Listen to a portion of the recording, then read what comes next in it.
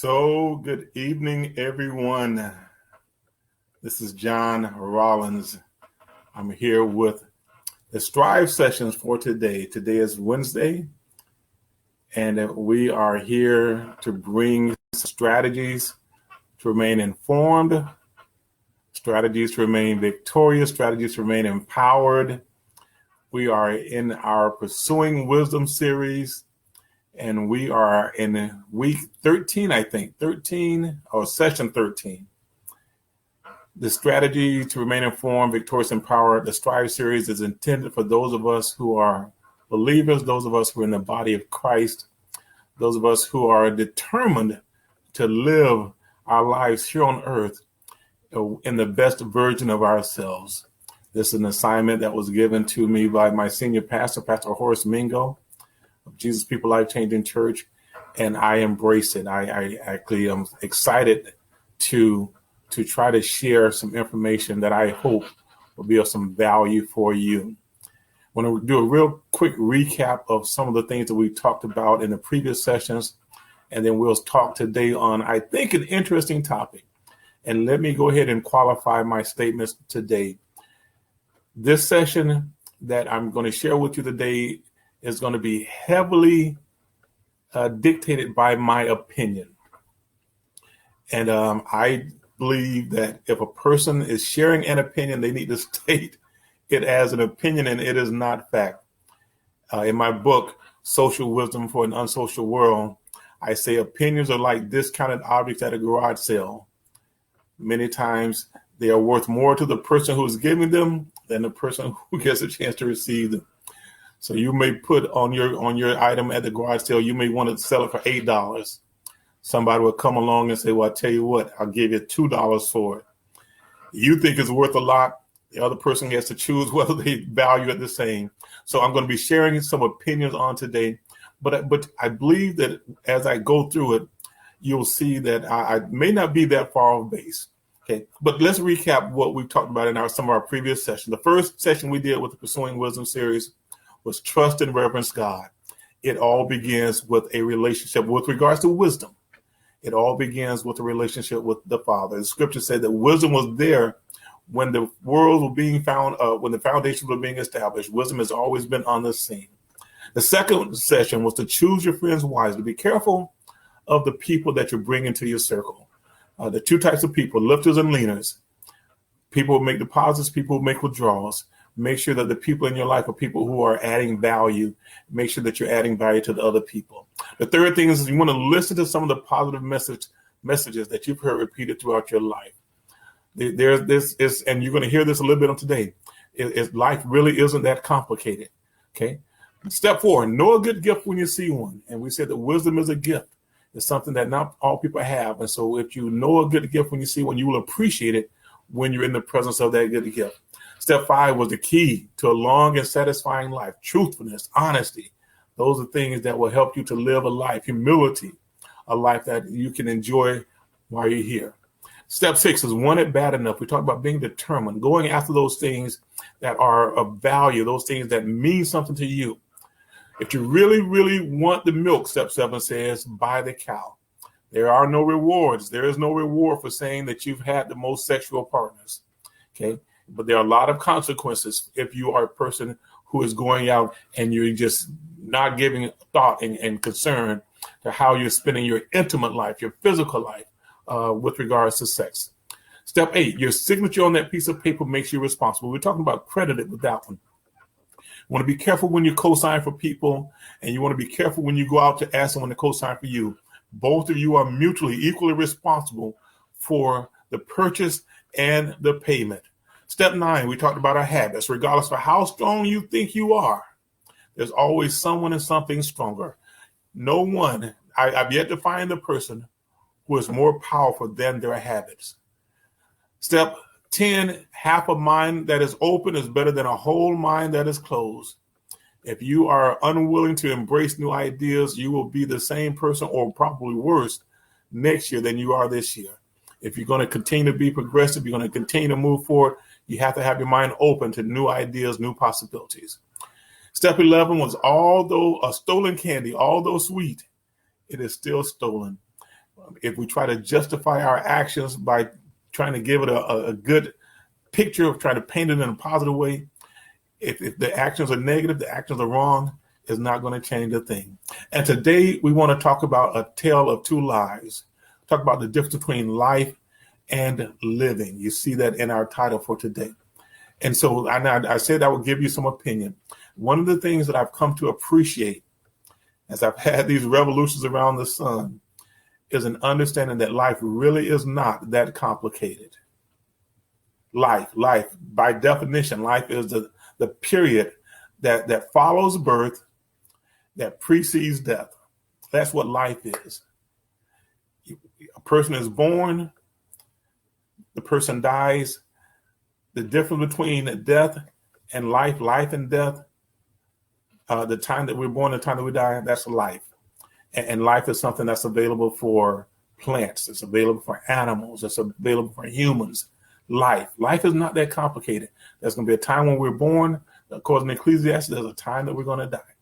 Living, however, is a little bit more complicated. You ever heard of I'm going to go back a little bit. There's a opening to a TV show that used to come on some time ago. How you living? What? How you living? What? Okay, living can be a little bit more complicated.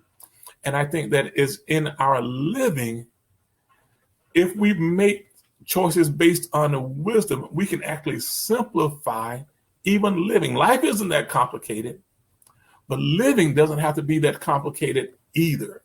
Okay. You can make decisions based on the wisdom of the ages, the wise sayings, the wise decisions. You can choose that path, and it can slow your living down to a place where it's enjoyable. Okay, I believe that during the time that I'm here, my life is supposed to be enjoyable. I'm supposed to be full of joy according to what I believe from the scriptures. I should not have a lot of anxiety. I should not have a lot of stress. I should not be worried about, I should not really be worried about tomorrow. I should take steps. I should plan. Okay. But living can be simplified.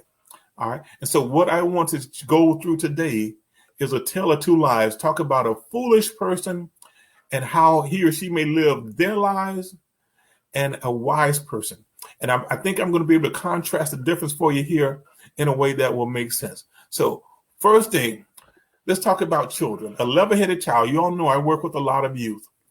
A level-headed child, a child who is calm, a child who is sensible, that's a child that makes their parents proud.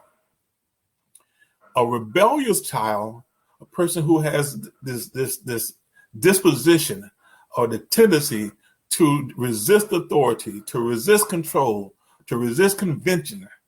That's a person who they really bring sadness to the parent.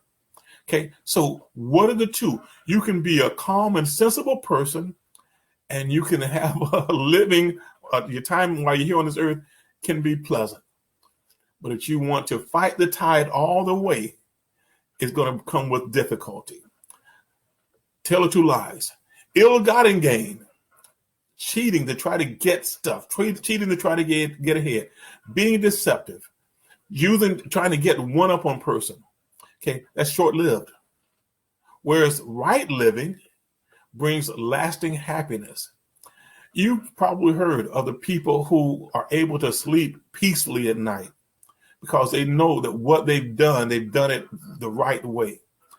I tell people that when you go at night, you're washing your face, brushing your teeth, you look in the mirror, you make eye contact with that person looking back at you. You want to know that for those past 24 hours, it's been pleasant. You've done what you believe that was right. You've done what you believe that can make a difference, a positive difference for the individuals around you. If you've been deceptive, most times you might be trying to figure out when will my actions catch up with me. Ill-gotten gain is short-lived. Right living brings lasting happiness. Okay. Neither riches nor poverty last forever. James Cleveland used to sing a song. He said, this too will pass. I've had heartaches before. Temptations by the score. This too will pass. If you're going through a tough time right now, keep saying good morning. It's a good possibility that it's going to get better. If you're enjoying a great time in your life right now, keep saying good morning. It's a good chance that something is going to come in and create a disruption. And I'm not making references to COVID or Corona. I'm saying that life may disrupt whatever it is that you're enjoying. Lazy people, the next one says, lazy people are soon poor. Lazy people are soon poor. Hard workers get rich. If you've ever wondered why some people seem to succeed, and I'm not talking about the lottery, we'll talk about that a little bit later. Okay. But there are some people who are disciplined. They follow a proven system. And then you'll be surprised that they look up and things are good for them. You have individuals who, oh, I'm not going to do that. That's beneath me. Oh, no, I'm tired. I don't feel like doing it today. You have people who come up with those reasons, those excuses, and you wonder why their lives are the way that they are. Okay, lazy people are soon poor. Hard workers get rich. Work when it's time to work. Sleep when it's time to sleep. I was worked on with a company. I worked there for about 4.5 years, and I was working the night shift. And it amazed me how it didn't seem to bother people to be on the job sleeping. And some of them were able to sleep standing up. Work when it's time to work. Sleep when it's time to sleep. Rest when it's time to rest. Okay. This one here might be a little controversial, but I'm going to share what I believe. Luck is a shadow of hard work. And I don't believe in luck in the definition, but I've heard someone say this, and I believe there's some truth to it. They said the harder they worked, the luckier they became. Luck is the shadow of hard work. You do the things that you're supposed to do, the way you're supposed to do them, when you're supposed to be doing them. You'll be surprised at how opportunities seem to just unfold in front of you. Okay, I think luck is a companion, and I've given you my thoughts on luck, but I think luck, fortunate circumstances, are a companion of hard work. Blessings. The next one says, blessings are the umbrella of a good person. An evil person is their own cancer cells, his cancer cells, her cancer cells. Evil people destroy themselves from the inside. You may think that you're getting by. You may think that you're going to always be on top. Okay, but and again, I said I'm going to share my opinion, but I think that if you're an evil person, you're eating yourself from the inside out. I think that at the core of who you are, your heart, your spirit, I think is rotting. All right. The reputation of a good person leaves a sweet aroma, but an evil person's reputation leaves an unpleasant odor. Have you ever been around someone and for whatever reason, their presence just kind of, and I'm going to use a strong term, but kind of stunk up the place? If you are a person who is known for doing what's right, have a great reputation, you have a great character, when you are in that person's presence, or when others are in your presence, okay, you bring life to that environment. It's like a soothing, like a gentle breeze. But if you are an evil person, your character is flawed, and you're not making any efforts to try to improve it. Okay, I'm telling you, people aren't going to want to hang around you. You don't keep your word. You try to get one up on someone else. You take advantage of people who you have authority over. People don't want to hang around you. Okay, the tale of two lies, two different people. A person who knows it all will fall flat on his face, flat on their face. But a good person has a firm place to put her feet. Okay. A good person, they can stand even when things are tough. One of the things I love is about leadership, and we're getting close to our time here. But if you are a person who's in leadership and you have a reputation for doing what's right, John Maxwell speaks about it in his 21 Irrefutable Laws of Leadership. He says, when it comes time, he's talking about the law of buy-in. People buy into the leader before they buy into the vision. If you are a person, he talks about in the law of solid ground, trust is the foundation of leadership. Okay. If you are a person of character, even when things are tough for you, because of how you've lived your life, okay, you will find that people don't abandon you when things get rough, when things get difficult. But if you are a person who has a reputation for trying to get the upper hand, you're being selfish in your pursuits, when things get rough, you may look around and you're all by yourself. When you see something that you know is not right, don't pretend that it is. Call it out. Okay. Now, do you have to call it out verbally? No, but you can vote to not be a part of something if you know it's not right. Okay. You can depend on the things a good person says, but you don't put any confidence in the words of an evil person. Hatred stirs old quarrels. Love overlooks insults. Okay, I've said some time before, your maturity in certain areas of your life allows you to overlook the immaturity of other people in areas of their lives. Okay, if you are solid and you run into someone who is a little flaky, the way that you are will allow that person to function. You may be there to try to help them. You may be willing to give them some suggestions, okay? But you are able to overlook some of the insults of I'll use this term, of an unlearned person. All right. Good sense leads to good counsel. Lack of good sense leads to correction and rebuke. Lack of good sense leads to correction and rebuke.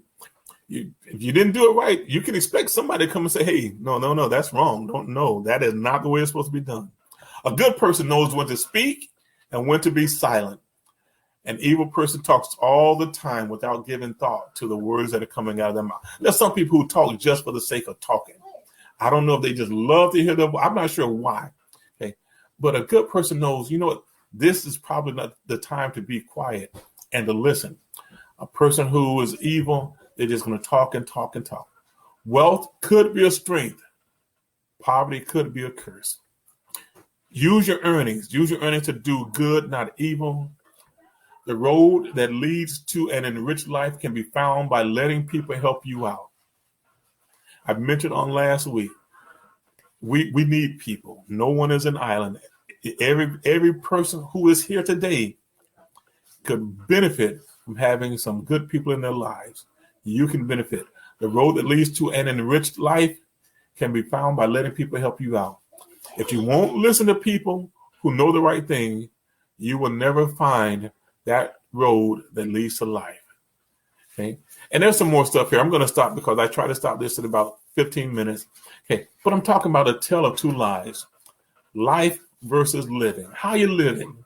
How you living? I work with young people and I say, live large, living large. Okay. While you're here, make the most of it. Enjoy your time. All right. This is John with the S.T.R.I.V.E session. Strategies to remain informed. Strategies to remain victorious. Strategies to remain empowered. And I close the way that I love to do. If the day is about 7:15, 7:20, and if you have not had anyone to come into your life today to affirm you, to remind you of just how great you are, please allow me the privilege. I want to let you know that you are important. Okay, that's our mission. We want to tell everyone.